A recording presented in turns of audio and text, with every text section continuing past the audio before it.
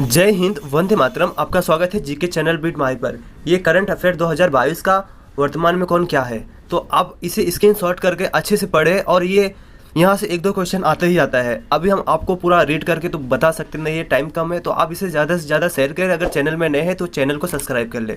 तो फर्स्ट है, भारत के 14वें राष्ट्रपति कौन है? रामनाथ कोविंद। भारत के 13वें उपराष्ट्रपति है एम वेंकैया नायडू। भारत के 15वें प्रधानमंत्री नरेंद्र मोदी। 17वें लोकसभा अध्यक्ष है ओम बिरला। और क्वेश्चन नंबर 5, भारत के 48वें मुख्य न्यायाधीश है एन.वी. रमन। अगर फ्रेंड इसी तरह का वीडियो पाना है तो हमारे चैनल को सब्सक्राइब कर लें। तो हम अगले वीडियो में अच्छे कंटेंट के साथ मिलते हैं। तो जय हिंद, जय भारत।